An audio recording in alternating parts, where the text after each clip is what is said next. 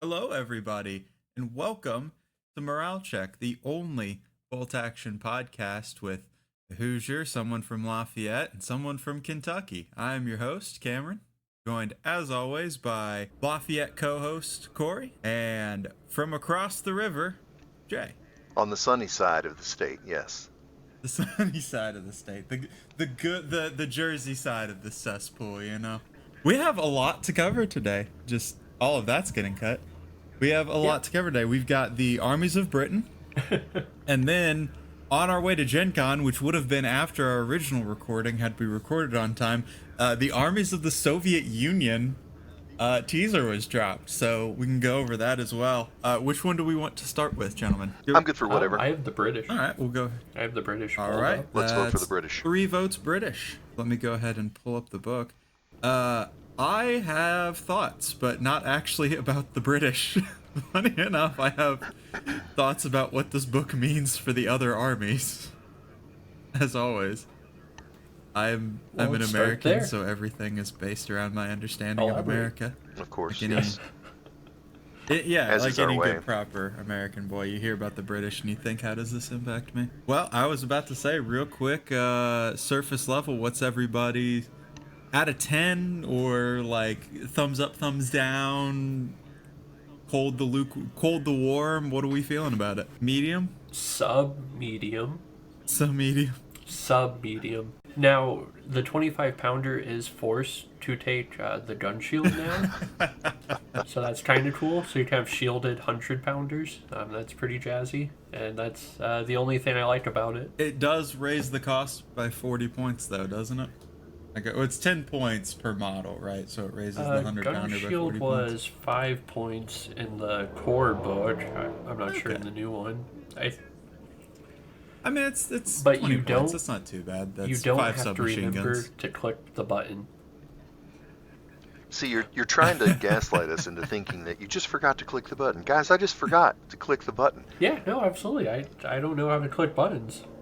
That's all it was. He just forgot. He meant to take the gun shields. That's why his army is perfectly 1,100 Yes, points. yes. And it's 1,100 I point just He just totally totes forgot to click guys. the gun shields. My bad. Yeah, absolutely. Yeah, sorry. I'm happy about the Armies of Britain book because I am the old school, play historical, non-meta, this is a fun game guy. And just the Royal Navy Commando subsection makes this entire book for me because they have abilities that arguably will never be used for anything except for historical gaming or scenarios in securing the beaches. Okay. Fair enough.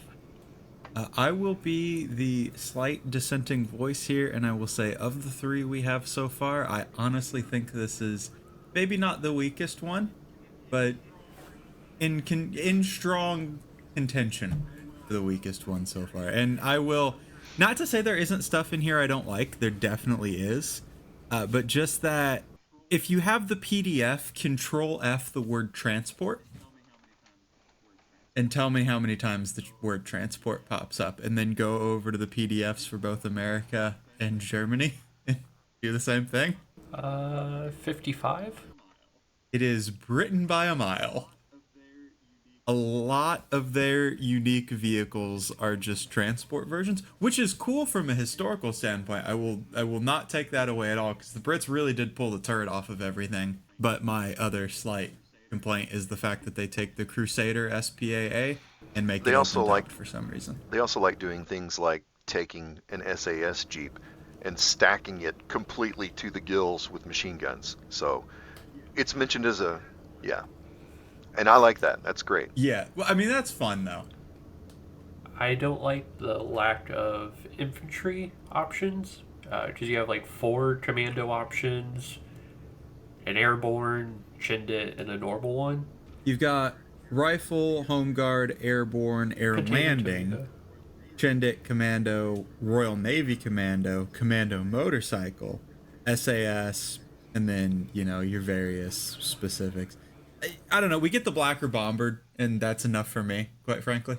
That's pretty good. I like the Blacker Bombard. I love Dad's Army bullshit, And then- Yeah, it just feels like you're kind of like the American new rule for 3rd edition. You're pigeonholed to really playing just rifles. This one just doesn't feel like there's a lot of options. I mean, sure, you have 18 varieties of Commando or SAS. And my contention in this would be that the variety and the options come in the painting and in the individual, True. saying that this is my infantry platoon, my American infantry platoon. This particular infantry platoon is Big Red 1, and this is what they are good at in my mind. This is what I am presenting them as. We don't have to have a specific rule for Big Red 1 to say, oh, well, these guys are great at jumping onto vehicles and getting things done.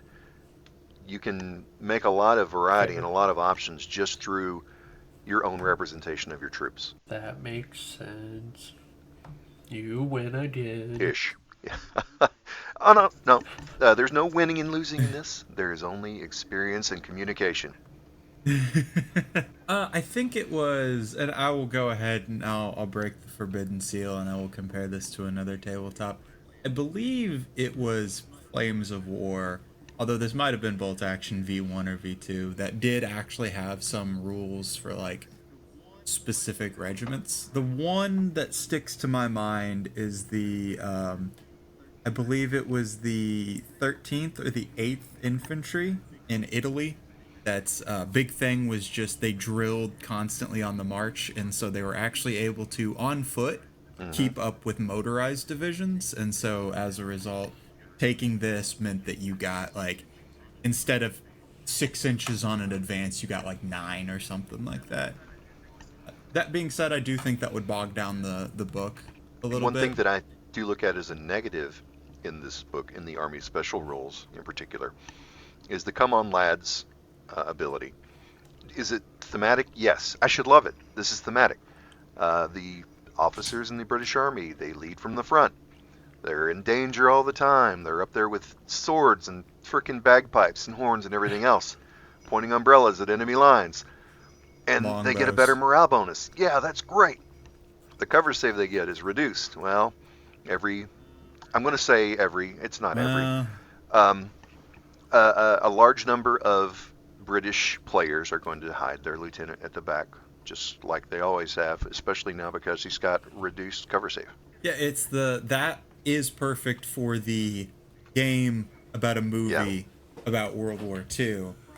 But the problem is going to come when the rubber meets the road, when the dice get thrown down, and someone's just got his lieutenant behind a house. When there are prizes to be won, that is when our our greater evils come out. That is going to see a lot of usage in beer and pretzels matches. That is going to see a lot of uses, on our every other Monday night bolt action night. Charging in, got the sword, got the come on lads. But I think in any sort of, I'll say the words tournament setting, it's definitely gonna be tight Right. at the back. Don't get shot at. I like the fact that the Challenger and the Comet are both in. I think those are often overlooked vehicles. Very much they're very much the precursors to modern armor. They are, but I was really wondering how they were gonna pull this off with the 17 pounder, and they kind of did what I was worried they were gonna do, which is they get light HE instead of improved HE of the Americans. So instead of the comment, I believe it was, instead of a 3-inch HE template, which is supposed to be for a heavy anti-tank gun, it only has an HE1. So shaving a full 2 inches off. So it really pushes that into that specialty anti-armor rule. Yeah, looking at it right now, the Comet has HE1 instead of HE3, which is not phenomenal, because one of the reasons that I take any tank with a heavy or super heavy AT gun, other than like the Hellcat, which I'm using to hunt armor, is the dual nature of it.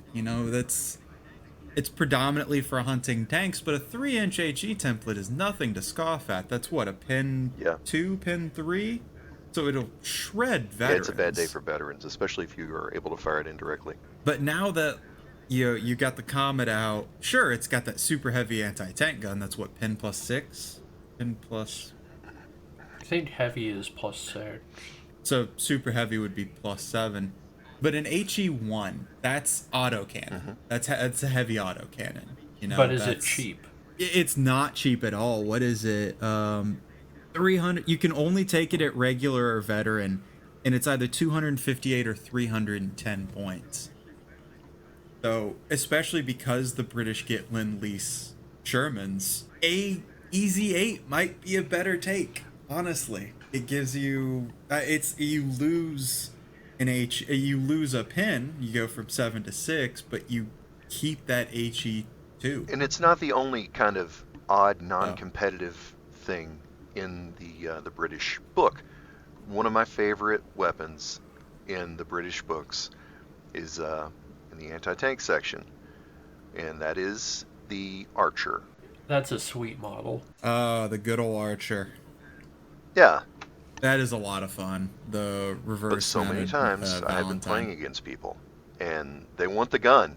They want that super heavy anti-tank gun. But when I Yeah, fire at them and tell 17 them that they've pounder. got 7+ armor value, when I'm shooting at the direction their gun is facing, they're like, no, it says 9+ medium tank.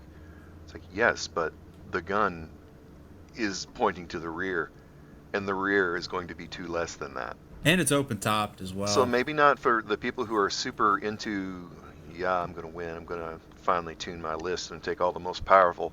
There's not a whole lot of most powerful in this book, but there's a lot of flavor. There's a lot of fun to be had. Yeah. There is a lot of flavor. I think, yeah, actually, if I were to revise my score would be out of 10 Yeah. would be a thematic out of 10. Yeah. It would be this isn't for building. Somebody's going to prove me wrong. Somebody's going to show up to Fall Brawl with another home guard list and absolutely blow everyone off the table. But this is for building.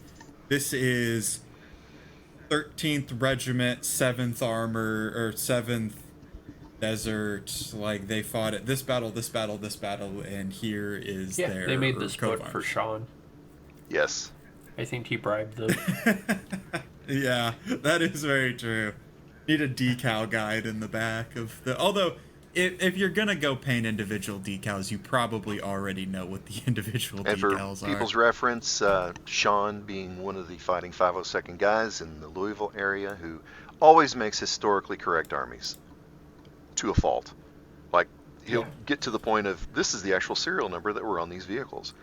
And this lieutenant is Lieutenant Jones, who is from this part of West London, and these were his last 3 Social Security checks, and it's crazy. And I love that. Does he win a lot of tournaments? No. Is he having a lot of fun? Absolutely. And that's the most important part. A little bit of history nerd. I completely understand splitting the priest and the sexton, the two self-propelled guns. The priest carrying an American 105, the sexton carrying the British 25 pounder. I'm not sure the rules about the sexton as opposed to the priest, specifically with that crew carried small arms. I know the crew carried small arms is kind of like the thing on British open topped vehicles, but considering they were the exact same chassis, I am confused as to why the priest doesn't have it, but it does give the sexton a little bit Well, of the priest is the one little with bit of flavor, the pencil-mounted you know. HMG on it, right? Okay. And the Yeah. sexton. Yeah. Sexton has Sexton an doesn't get LMG. that, I don't think. That's it. There were slight differences in the chassis, I will say. It's not a direct 1-to-1, but it was close. The 25 pounder, versatile. You know, can't go wrong with that, as I'm learning Yeah. on my Soviets. And the 25 the pounder Ziz is 3. 25 pounders on the bishop. The sexton is just a Bishop- light howitzer. The sexton does get the 25 pounder as well. Looking at it right now, 25 pounder AT shell. The 25 pounder can shoot as either light howitzer or as a light anti-tank gun. Back to the Army special rules real quick. The 14 in country, probably the best special rule of that variety from any of the books so far. Yeah, I can't argue with that one. That it is a pretty solid rule all around. Specifically the guards. The rest are whatever, like they're neat, there's a lot of words, probably really flavorful. The Chindins one's interesting, but the guards. Any regular or veteran unit may remove 2 pin markers rather than 1 if an order test is passed. And it really leans into the mythology of the British military in World War II. The whole thing where the British stiff upper lip. where they keep calm and carry on, and that whole thing. They're defending their homeland, and you're going to have to try really hard to root them out of there. Again, lending to the idea that this is more of a historical, fun book, more than a meta competitive book. Well, I think I disagree. Not allowed here, first of all. V3 has done everything in its power to make pins matter less. And this is just another instance of that. I think what they're telling us is, don't shoot anything. No point putting pins anywhere. Pins are irrelevant. Either charge and punch them, which the British are now a little bit gooder at, or just run off the other table edge, because that's always one of the missions. I'm once again wondering where this belief comes from, given that every game that you and I have played recently has had something hilarious happen. Yep, on a which is single totally pin marker. irrelevant to the outcome of the game.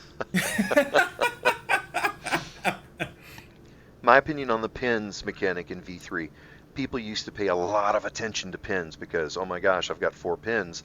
There's no way I'm going to be able to hit. So they would never rally. That's a super 6. Now, you got 4 pins on your squad, they can still fight, no problem. I just got to make this order check. And you don't want to rally quite as much. And that's the trap. Because then you can be pinned out in your next turn if your opponent decides, I'm just going to fire everything at that squad. It motivates you to pay more attention to things that seem to make less of a difference. You can ignore the pins up until you can't.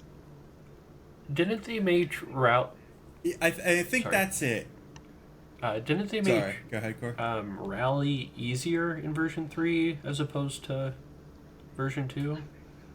Rally takes your base order, takes your base morale value, has you roll against your base morale value, and if you pass it, it sheds all pins. If you fail it, where nothing previously happens. it was D6 plus 1. Yes. And that, again... And you still Yes. had to roll for the morale check, I believe. The could be thing wrong. about the rallying in V2 though was because, you going back to Jay's example, you've got 4 pin markers on you. It is equally likely that you roll a 1 or a 2, and so now you've taken a whole round, you've taken a whole order dice to shed 2 pin markers or 3 pin markers, and so it wasn't worth it. I mean, it was, but it was kind of a gamble of like, these could be just as likely. If you have 4 pins on you, you pass the order test, and you remove 2, you effectively did just as much as if you had just failed the order check and gone down. It's still a wasted turn with little to show for it. And this puts more of the high risk, high reward scenario into the hands of the players. If I've got 2 pins, I'm considering, maybe I should rally if it's an important squad. Previously, if I had 2 pins, they can take it. They can take it and just leave them out there and let them fight. Because if I rally them, maybe nothing happens. Maybe I just lose 2 pins. But now, if you take the decision to rally, you are most likely going to lose all your pins. I think the biggest thing about V3 is it, instead of providing very clear direction of like, this is a good time to rally, it is putting a lot more on the individual player of how much are you willing to gamble. I don't think that pins are irrelevant. I think that it is much more open to the individual interpretation as to when pins matter. Yeah. And you can have a really cautious player that you effectively pin out after 2 pins because they're like, oh, I can't lose this. I need to rally. Well, there's another turn wasted. You have locked that squad down for another turn. Versus, oh, I'm going to gamble. They pass it. Now you've got a light machine gun and 5 rifles coming at you. Whatever. They fail it, and it's just as effectively the same. You lock them down. They go down, except now they have to rally on the next turn if that's what they choose. Or they can just stay down and all pins just magically disappear from a little nap. Yeah. That's effectively the same, though. That is 2 turns of uselessness. Not uselessness, they are occupying space. So what I'm getting is Kory does not like pins.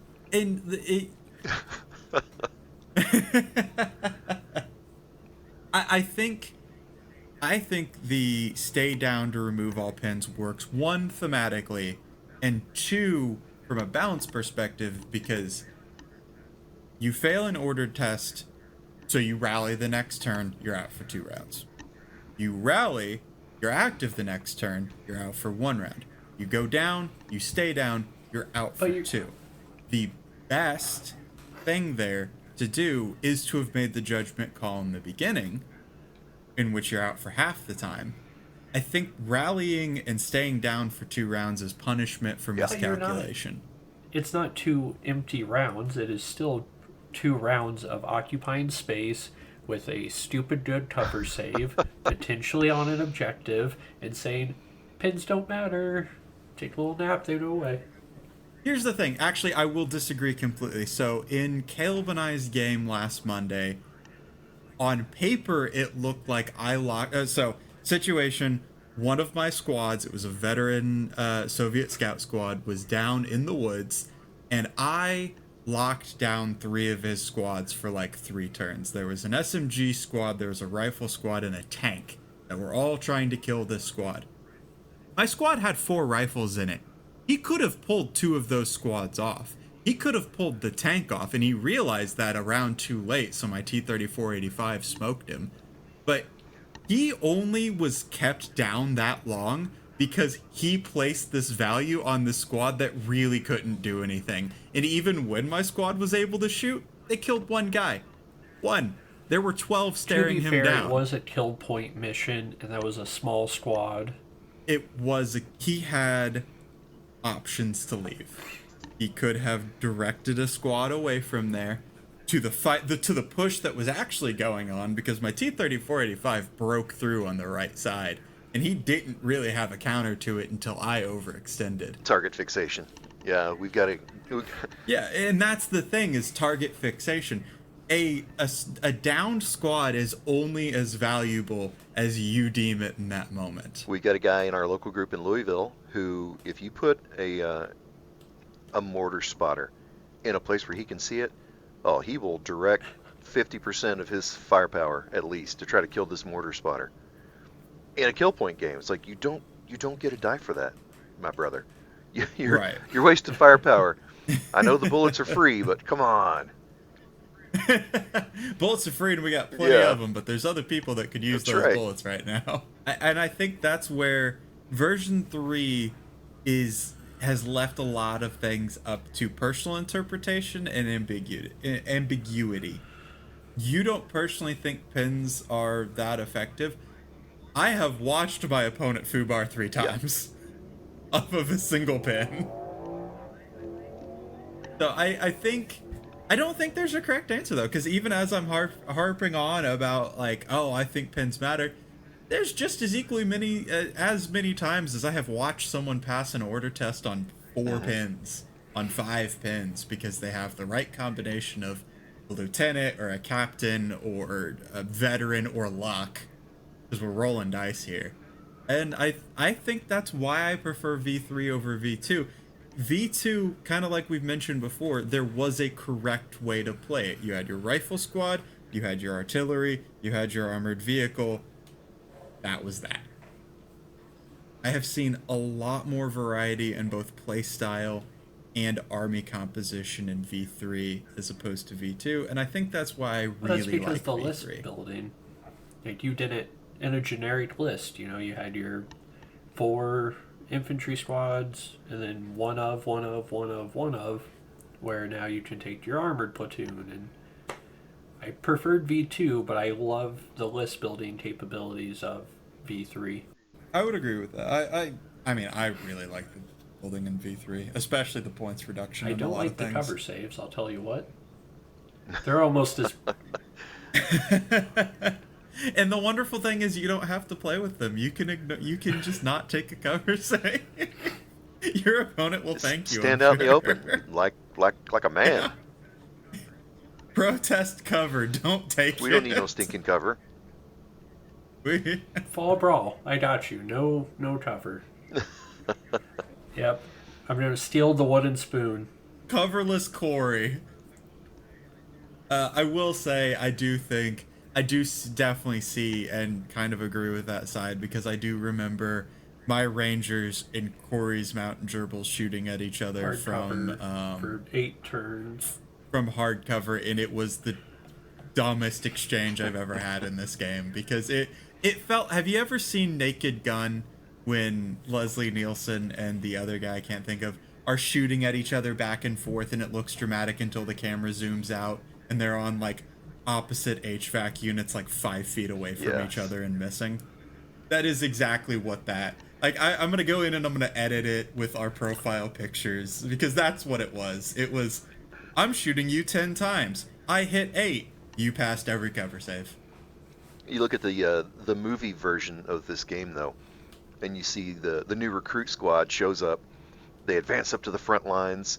They're nervous. They're looking around. A hail of gunfire comes from the other side, and the veterans sitting behind the stone wall are like, yeah, this is 3 a.m. on a Tuesday. This is what they do this time of night. And the new guys are freaking out, wanting to get up and run and everything. So I can kind of see 2 veteran units in heavy cover. Maybe they don't even bother shooting each other. And I'll find they know it's not in going my to be games, effective, I'm like, and you need that I'm not going ammo. to fire at those guys. I'll call some HE on them. I got other things to deal with. I think the cover save. I'm trying to think of how to put this. I started the sentence knowing where I wanted to go, but not knowing how to get there. I think the cover save, and I could be completely wrong. If anyone from Warlord is listening, hi, you probably have better things to do with your day. But also, the fact that it's cheaper to take HE now, there's more of it to go around. I think the cover saves are kind of in response to that. Could be completely wrong. I'm willing to be completely wrong. I'm famous for it, actually. But I'm definitely taking a lot more HE and more HE providing weapons, mostly vehicles, in 3 than I did in 2. Because you can. And You You're didn't have taking the a option. greater, and you're taking a greater variety of things because you're building a toolbox army to deal with a lot of situations. And for a company who sells models, they want people to use a lot of different things, so they'll buy a lot of different models. Well, yeah, they definitely have me figured out. I was looking at one of the Soviet the pre-orders, and I was like, I don't really want most of what comes in there, but there's some really cool HQ units that I do want, so I have to buy this. But no, I think, Kory, you are absolutely correct. You have the option to take more now, so they have to assume that people are going to take more options, and so you build the cover saves in there. I think a hard cover save being a 5-up and a soft cover save being a 6-up is, I'm sure, something that was discussed at one point. But you do have to have that because now there's a lot more HE. But you know how And the we build-up kind to of had that V3. in the past? How did we kind of have that in the past? It was just harder to hit them.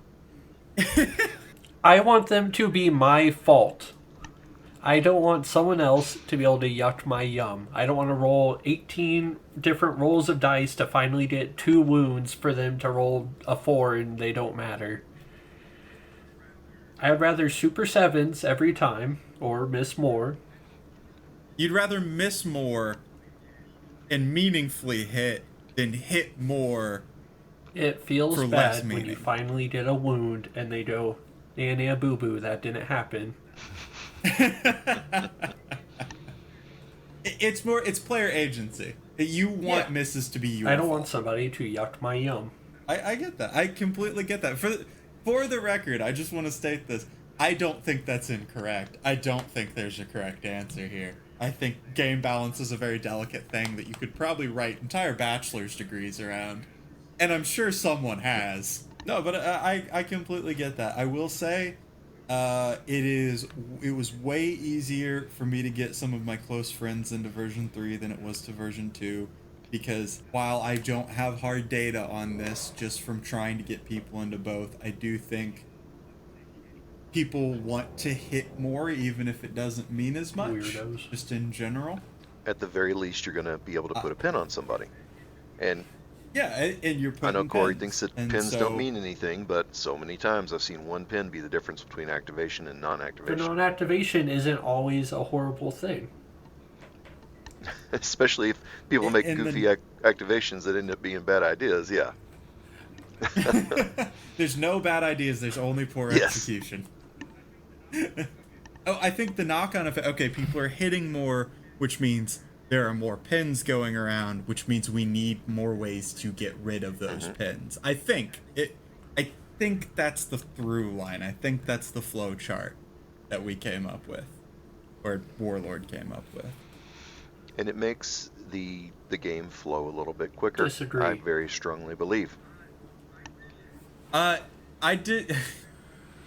V3 takes longer than V2 just because I'm sitting shooting the shit more in V3 than in V2. If you leave me alone, I will yap. I will just start yapping. It adds a whole nother role for every shooting interaction. But when you're shooting, you're not saying, all right, I need a 3 to hit. There's light cover, so that's a 4. But I'm more than half range, so that makes it a 5. You just know. Have I moved?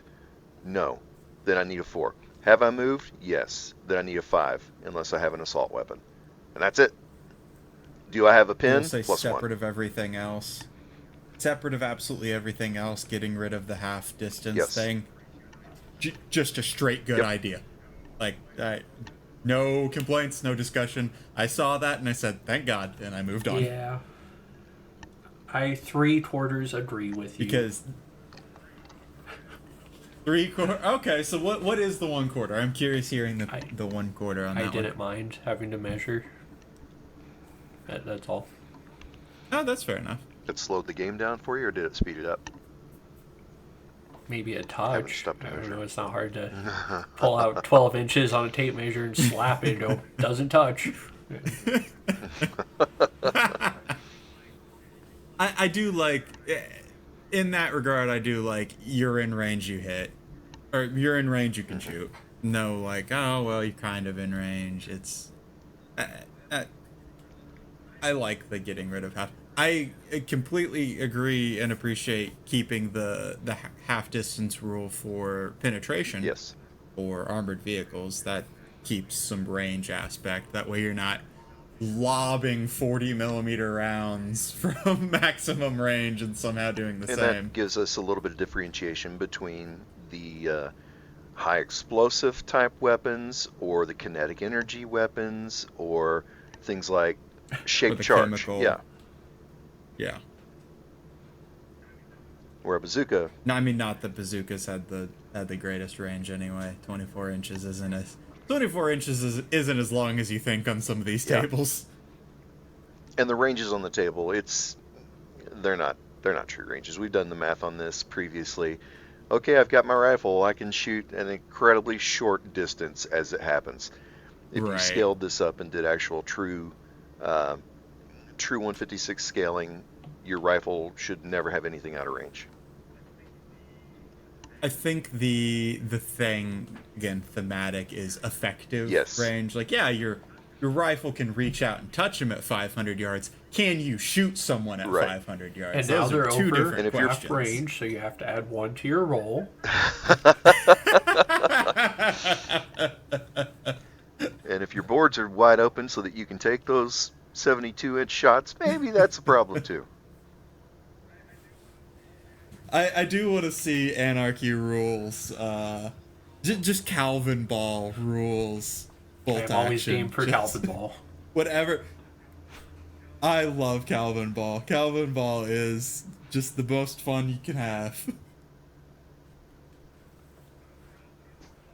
But overall feelings on what's our final verdict on the British list? Has it changed any from us talking about it? Gone up, Guards gone are down? great. Gurkha's gone. Hooray. Some people love Gurkhas, live and die by them. I don't care for them in a basic game. If you're playing a theater, great. If you're playing a specific battle, fantastic. Don't bring your 100% Gurkha army to the friendly Saturday game. Thematically, I love the book. I think it's great thematically. I think it has a lot of flavor. It represents the lore and the lore and the legend of the British military in World War II. But will players always use it that way? No. Will we see lieutenants with brandished broadswords leading the charge? Not at a competition, probably in a friendly game. I believe the book has great art, so that's a lot of fun. That It was a very fun guards book are to read. They amazing. always are. A little sad about the no 2 artillery strikes, but the fixed bayonets is fun. I think one of the things that I had to keep reminding myself of as I was reading it is that they split the True. British and the Commonwealth, because I kept waiting for where's the New Zealand rifles, where's the South African armor, where's the it's in its own book. So, swinging back around to Jay's, we all we've done is kick the Gurkha can down That's the right. road. Kicked it right to South Mori. We've lined up on it, and we have punted it from 35 yards. The only difference is going to be They will come if someone back. is playing the British and they show up with a full roster of Gurkhas, they would be able to say, well, it's in my book. Now, if you show up with a full roster of Gurkhas, it's going to be because you chose to take a Gurkha army, a Commonwealth army. You are that Yeah. guy. It solidifies the fact that you are Yeah. that guy.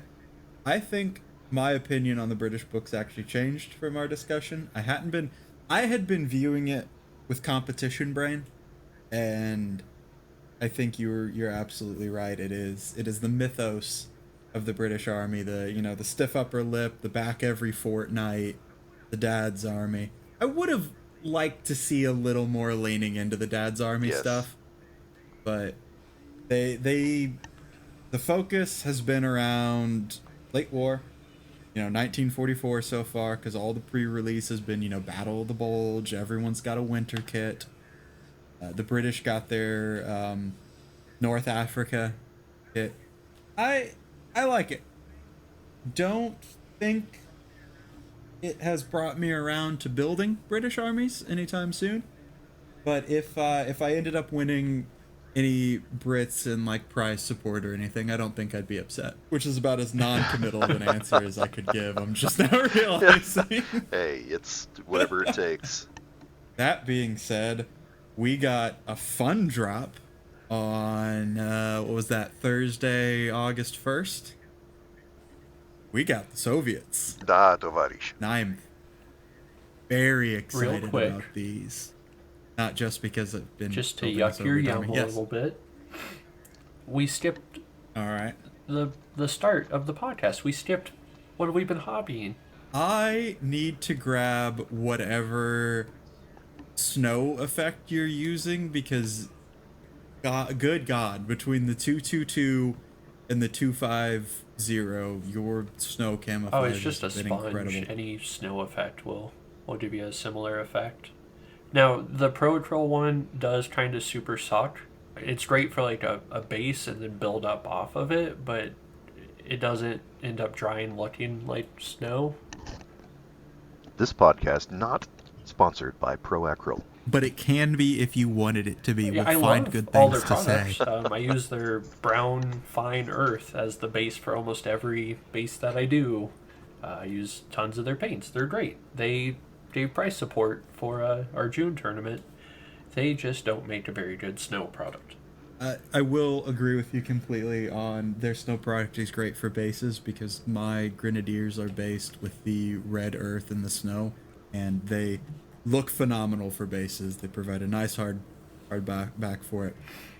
But anyway, the shilling for Procurl aside, that is gorgeous, especially because you sent me the picture of what it looked like before and I'll post this under the video. You sent me the picture of what it looked like before you applied the snow effect, and it's actually unrecognizable.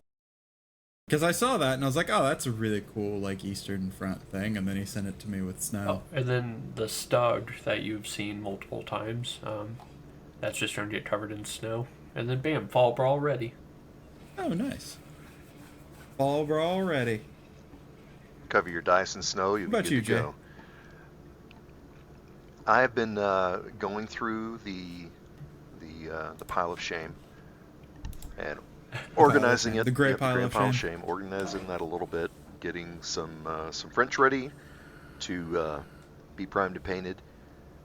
Been doing just a lot of club-based stuff in Louisville in the 502nd. Just reorganizing. We've got our club offices settled now Okay. for the first year, Oh, and nice, nice. just basically that. I haven't really been painting anything. I've been going to weekly games and playing some there, spreading the good word of bolt action among the troops, and making sure that if people want armies to play, we've got them there for them. If they want a piece of terrain and they can't find it anywhere, we'll try to make that happen for them. And just fielding questions about the new Russian starter army that has been presented online. First thing I heard about it were people Yes, they saying were. the Soviet army is woke because there's a lot of women in the army. Jesus This is Christ. woke. Yeah, there's no quicker way to weed out who does and doesn't know what the hell they're talking Yes. about. Why are all these women in here? Well, because World War II, Soviet Union.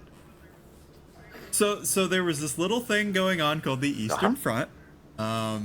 Entire 200 or so villages disappeared off the face of the earth, and when you're dealing with that apocalyptic scenario, everyone just kind of Yes. fights, because that's it. You fight or you die. Those are your options.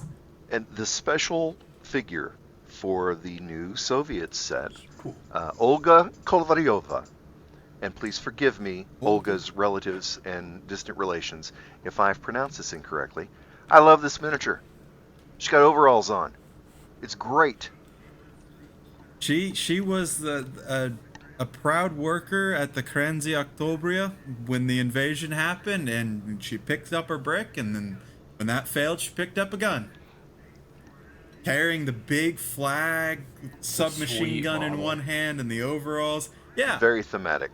I'm very thematic, and because that led to a whole discussion on the Reddit of like whether or not she actually existed. And what I will say to the subreddits credit is they kind of came down on the conclusion of it doesn't really matter if she actually Right. existed, because it was if she didn't exist, then it's an excellent representation of the will the people to resist at Stalingrad, because we do know for a fact that women resisted at Stalingrad. My favorite story, a story you brought up, of the teenage girls with the anti-aircraft guns slowing down the armored divisions for a few, that was real.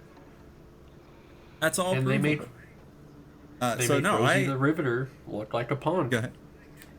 Yeah, that's the thing. If Rosie the Riveter is allowed to exist, then so should Olga. That's as far as I'm concerned. Also, I don't want to just paint dudes. I'm sorry. I enjoy attempting to paint women's hair. That sounds like a challenge. I mean, painting any hair is surprisingly difficult. Oh my gosh. Trying to do highlights on hair is that's why I'm glad all my Americans have helmets. Helmets on. for everyone. I've heard about this like magical witchcraft. I think they found it in like some tome inside some cave in the Middle East from like forever ago, and it spoke of some sort of wizardry called dry brushing. But I think it was Dry like brushing? fanfic or something. Right. How do you get like the paint? That's is what wet, I'm so saying. how It's do some you- sort of like sci-fi Brush witchcraft nonsense. But that might work Mythology. on hair potentially Yeah, if it was real. I don't know. Clearly mythology. Which is actually very funny because I would actually thin the hell out of my paints to do hair. So, no, it's I'm very excited for it. I will say what I've been doing, because I actually have been doing things hobby wise. I know I'm the least hobby of. I'm most likely to show up with Silver Surfers, but I finally sat down. I watched some tutorials and I did a winter camouflage for my Katyusha rocket. Worked on painting the wheels. Very proud of myself. It's the most detail. Like after I put rust and everything on, it's the most detail I've put on any vehicle. And I did all of this promptly to decide I wasn't going to take a Katyusha in my final list. So now I just have a Katyusha painted up and chilling on my desk. It sits there. Use It's it on a fun. display board or something. Be proud of it. Put it out there. I genuinely, one of the things, because today is, at time of recording, it is actually my birthday, and my wife got me a bunch of stuff to Ooh. make a diorama.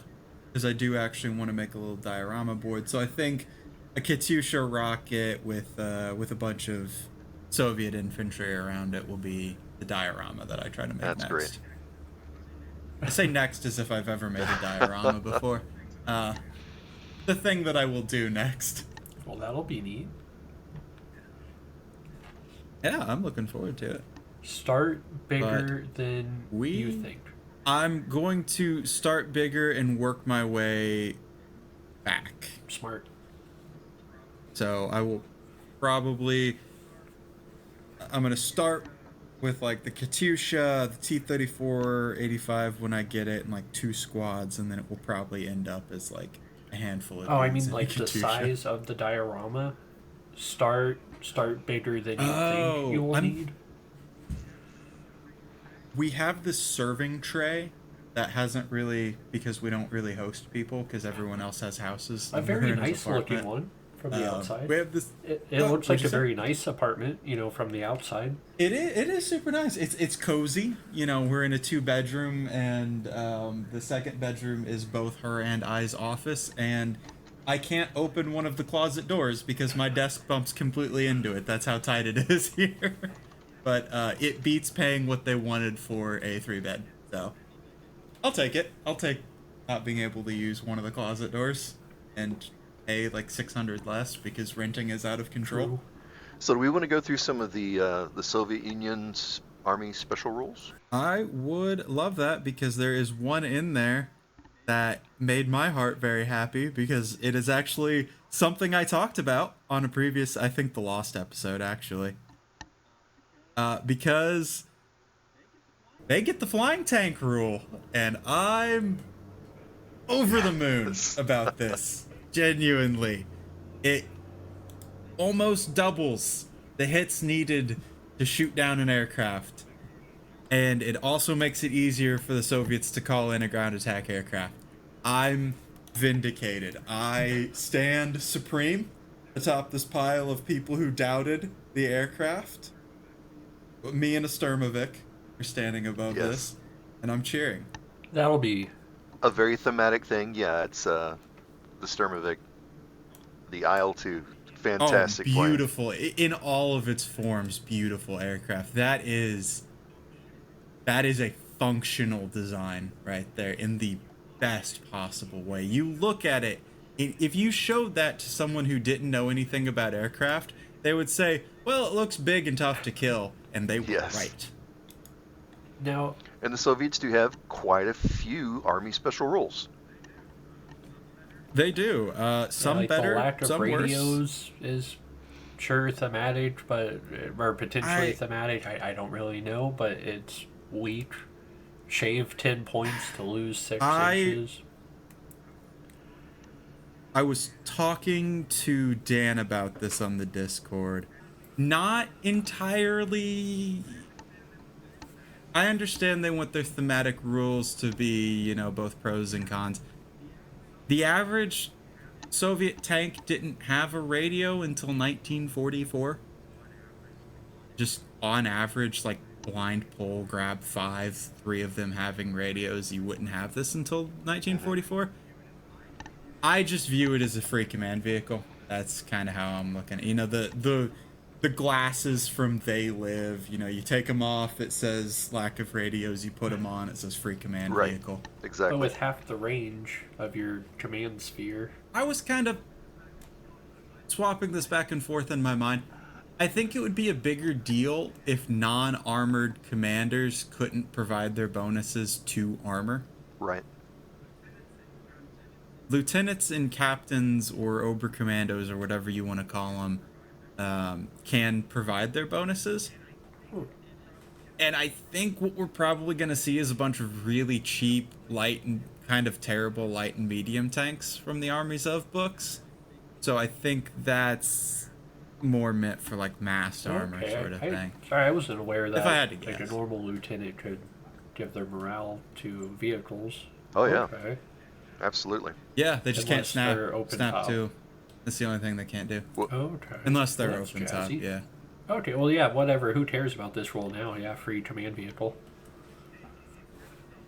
It's kind of a self-licking ice cream cone, but I haven't really run my armor that wasn't close enough to a command element somewhere. Whether that be one of my inexperienced lieutenants bopping around because I wanted to Granted, take machine They guns, made one yeah. of your 3 army special rules, 3 or 4, however many, just you save 10 points if you bring a tank. And you know what? Compared to some of the other special rules we've gotten, I'll Yes. take it. Yeah. I will take it. The For the Motherland special. I did- Yeah, that one is sweet. For the Motherland. That one looks incredible, I will say. As long as you're in danger. As long as you're close to the enemy. Yeah.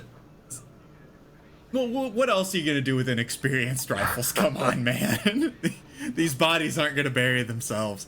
So, for those at home, for the Motherland, every inexperienced unit that has 1 or more pin marker can attempt to lose 1 pin marker if there are any enemy units within 12 inches immediately before an order is given. Roll a die on 4, 5, or 6, it's passed, and it loses 1 pin marker. 1, 2, 3, it's failed, and it keeps the pin marker.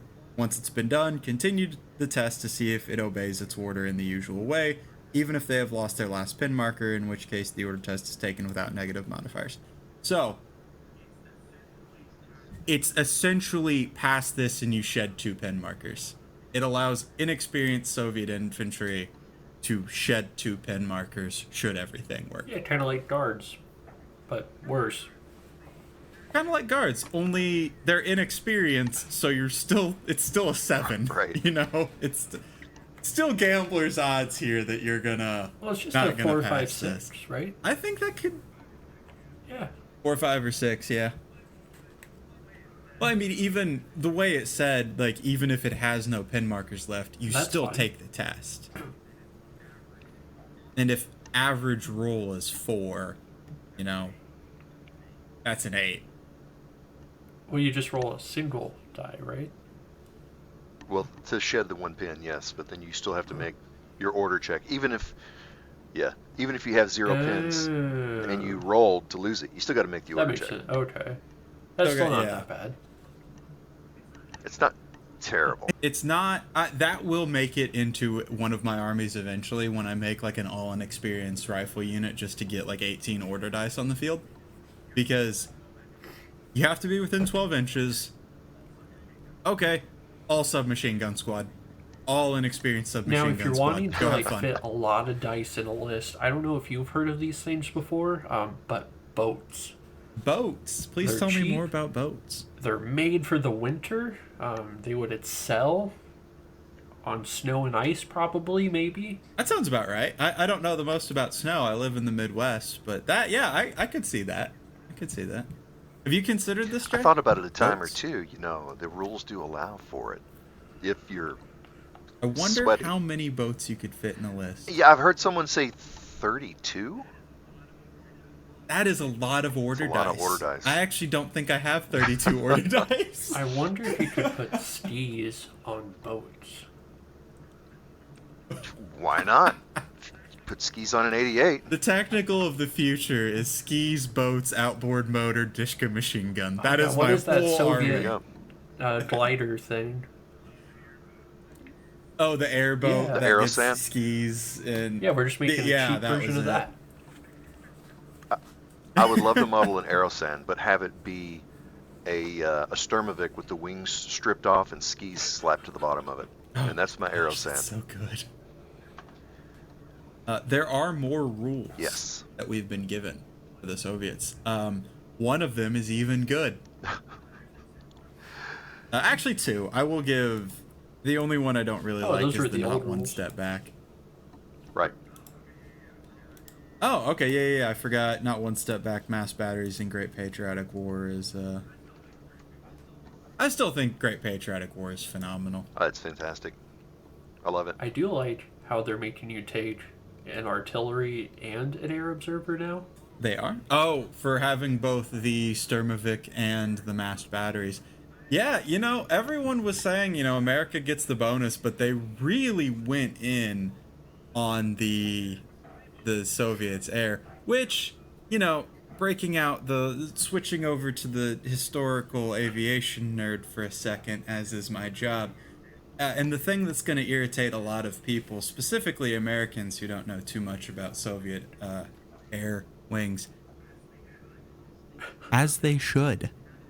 The United States didn't have any dedicated ground attack aircraft. We had fighter bombers. We had fighters pressed into service. But we didn't have any dedicated ground attack aircraft. We just had other planes that filled the role. So I think I really like it.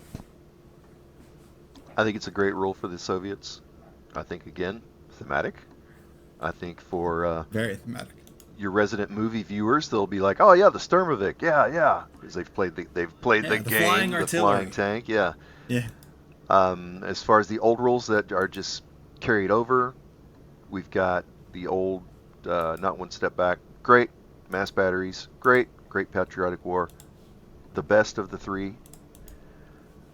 Then there are the ones that kind of go along with the Americans and the German rules for the specific types of units. The hammer and sickle for the Soviets. The NKVD, the Naval Brigade, and the Airborne, and I will probably end up using two of them. I like all three, just from a purely thematic standpoint. I have never cared for the NKVD.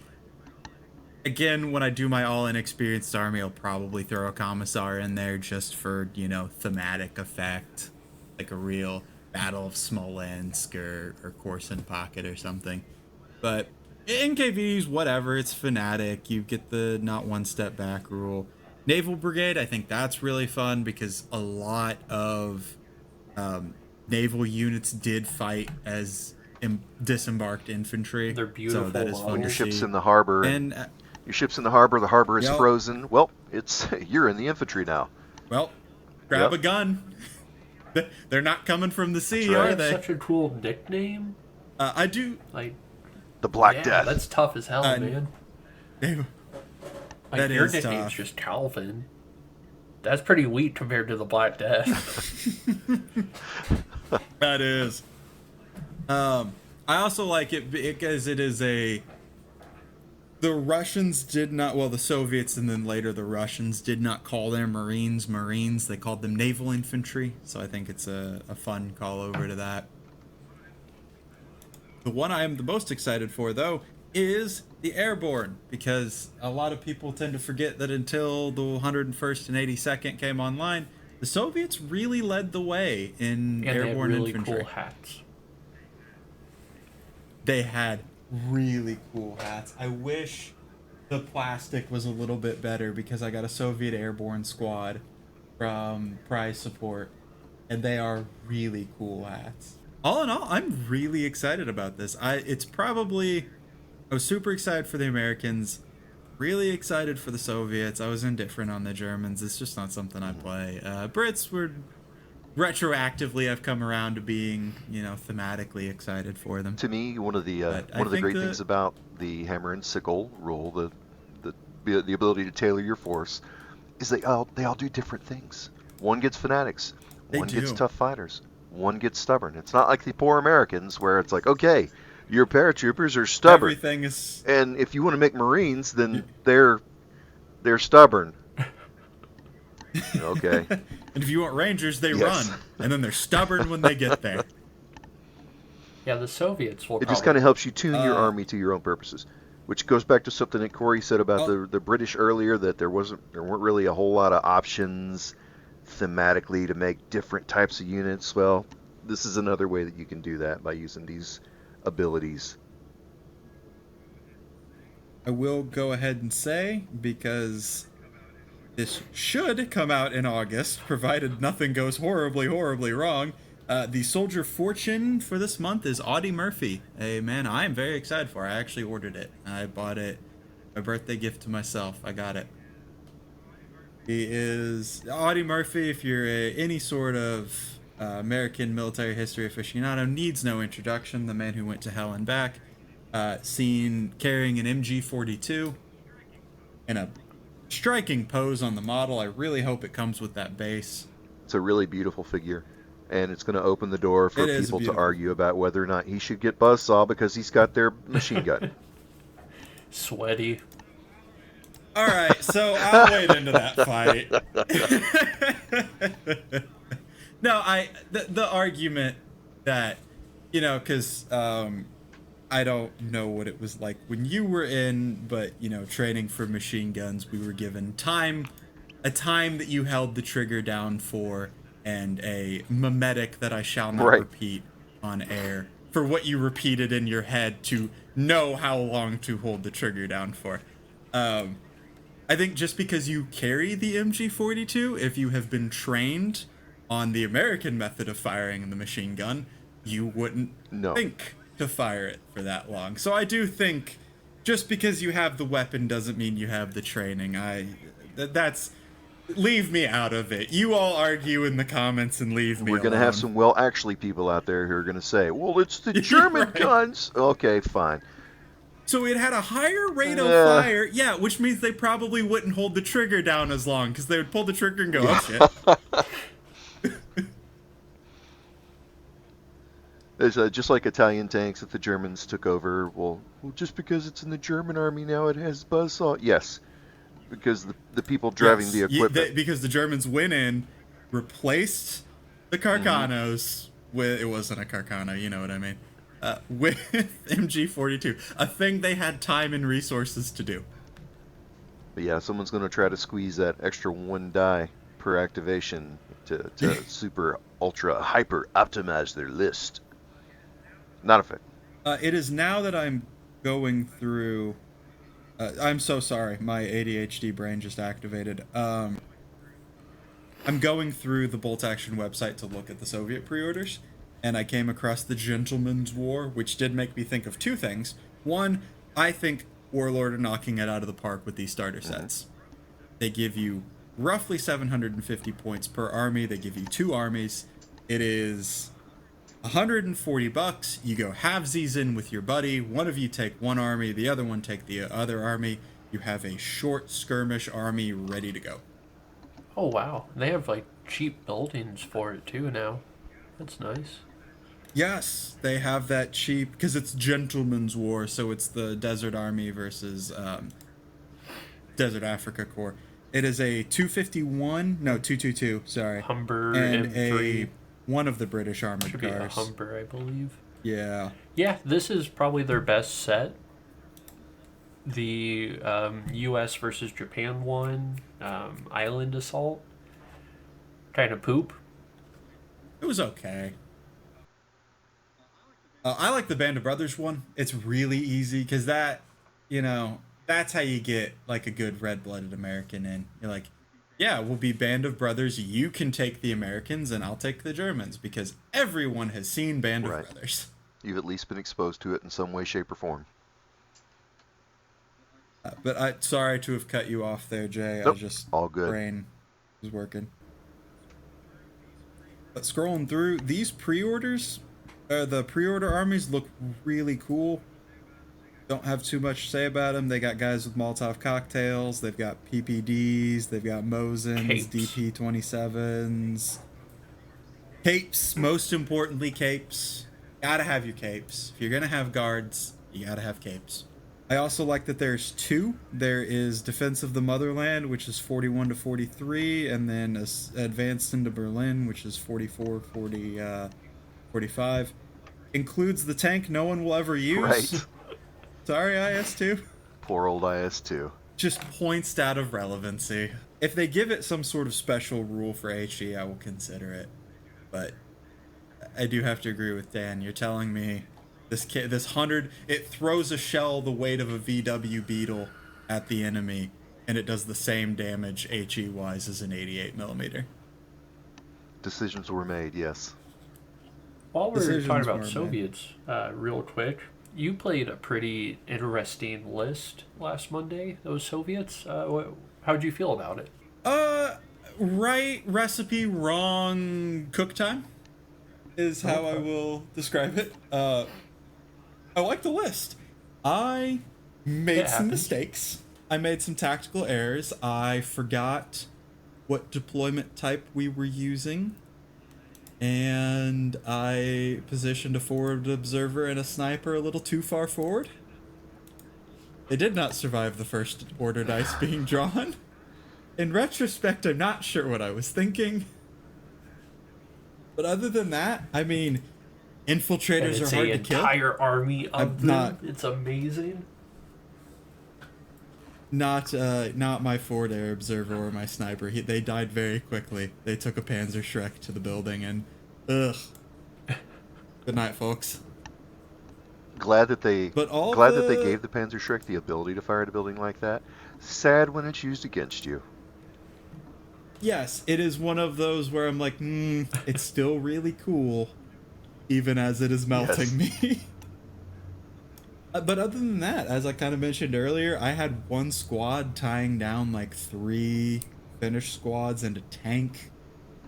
My T-34-85. I originally had the flamethrower on the T-34-85 because my thought process is irrelevant because I might still use it. Big gun on a little tank. Incredible unit. I just think I deployed incorrectly. I think that had I not made the mistakes I would have, I think that outcome could have been different. A lot of times the game can be won or lost on deployment, for sure. And I did not set. I put 2 of my most powerful units, not most powerful units, but specialist units. You know, a forward observer and a sniper. Right. In where a they would just house get like obliterated, 7 and inches from the opponent's table edge. it was exactly 7 inches because I couldn't deploy it on the other half of the house because that would have been inside the 6 inches. So not only did you get And I was like, a shot from a Panzerfaust, you got a point blank shot. Yeah. yes, Excellent. yes, it was not good. It was bad. It And was it's some very really sad bad. Katusha deployment. Yeah, I had forgotten because we played with the snow rules. I had forgotten that wheeled vehicles don't get to move at all. So once he came out onto the field, the direction he was facing was the direction he was facing, and that was that. So I messed up. A lot of mistakes, a lot of lessons learned, a lot of back to the drawing board, but ultimately I do think the list itself, because in spite of my best efforts, I did hang on and I did keep it close. Yeah, that was So, an awesome game to watch. you know, if you can, if your list can do well in spite of you, I think you've got a good list.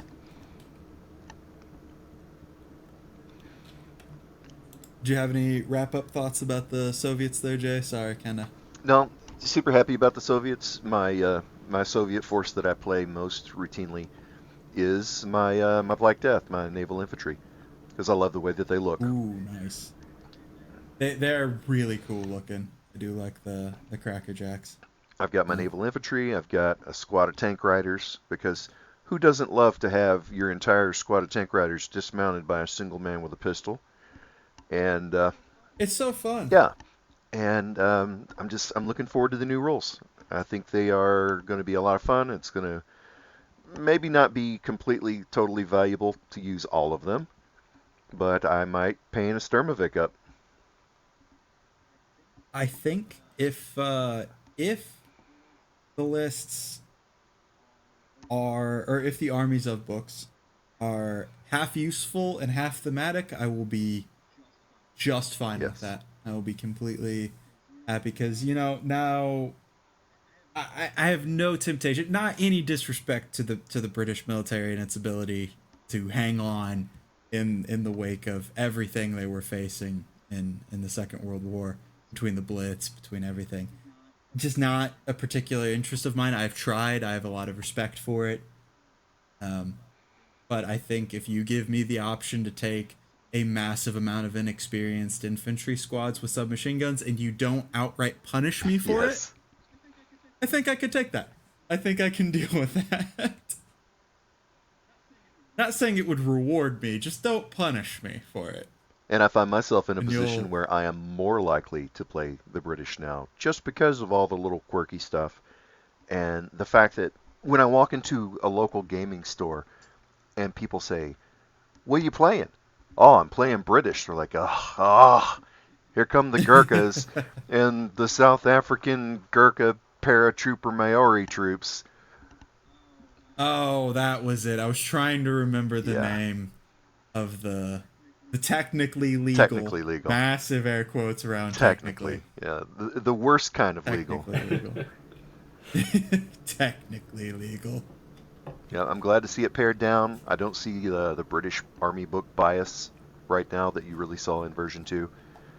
And there's less opportunity for someone to say, well, since I've got this Indian squad, I also get the Indian rule, and then I've also got these Gurkhas, and I've got my South Africans, so I get all of the rules. No. I those squads get those rules, and only Right. those squads get those rules. Like if you have to go in and divide up which of your infantry get tough fighter and which don't based on what weapon they're carrying, then me saying only your South African squad gets your South African rules shouldn't be a controversial Exactly. statement either. But I'm looking forward to it. The all of our discussions about V3 and the rule set and everything aside, one of the things I was really worried about as I was waiting patiently for V3 to come out was, what if this just kind of sucks? And it doesn't. I'm overall completely happy with the I think it's in a really healthy state. I think that there are some individual things that I'm like, ah, come on, man. But it's not, I can happily embrace it. It's not what I'm presently doing with D&D, which is we're grabbing some of the classes and retreating back to 5e rules. It's in a really good state, and I'm very excited to see what they do with the future. Not just with all of the armies, but when we start getting to the scenario books as well. I I think we're gonna see some really good scenario books, and I think we're gonna see some wacky alt history scenario books, and I am equally as Yeah, excited for yeah, both. Dame's And the great. big overriding thing, yeah, the overriding thing in all of this is if you look in the rule book and you read it carefully, you'll find where they say, hey, if you don't like some of these rules, feel free to change it. Do your own thing. As long as both players agree, Exactly. it's And if legal. a tournament organizer wants to do something wacky crazy, do it. I will put it this way as my sort of does anyone have anything else for the episode before we switch over to our I closing think No, I'm all not. right. thoughts? I found a community in V3 in a way that I couldn't despite my best efforts in V2. And ultimately, I think that, even when we're in V4 or V5, provided we don't all die in the resource wars, um, when we're talking about everything, it's V3 will be the time. I connected with the 502nd. I met a bunch of great people, and I made some really stupid decisions about what to do with my spare time and in driving to go play tournaments and games. And I will have not regretted a single one. And I think that's my take home. Yeah, good people. My closing words on this whole situation would be that it's the people that matter. I like the game. I love the people. And just play with your local groups. Get to know the local guys. Reach out to other groups, but don't forget where you came from, and foster gameplay in your own areas as well as supporting it in others. But what if you're not lucky enough to have a I local think that's group? really good. I Like didn't that's a have beautiful We have a local sentiment. group at this point. I did not have a local group, and then we created one. That's fair. I went. I was about to say, be We're the change you trying. want to We're see. working on it. You're doing you a know great what? job. We started with 3 people and we're up to what, 5 now? That's almost 3 concurrent games. 6, I think. Or realistically 1 game when 4 people can't show up. That's fair. No, that's a But beautiful. I think that's statement. about all I got. Any closing thoughts as we wrap up for the day? Soviets are going to be super duper cool with or without the army book. With the army book, maybe a little extra. British is kind of whatever. Americans are whatever. Maybe they'll finally shape up and write good stuff for the Soviets. Infiltrators are cool. A whole army of them is even cooler. That's all my thoughts. A lot of thoughts. My thoughts are drink water, take care of yourself, and remember, you are a house plant, just one capable of movement. Goodbye, everybody. Goodbye. Goodbye.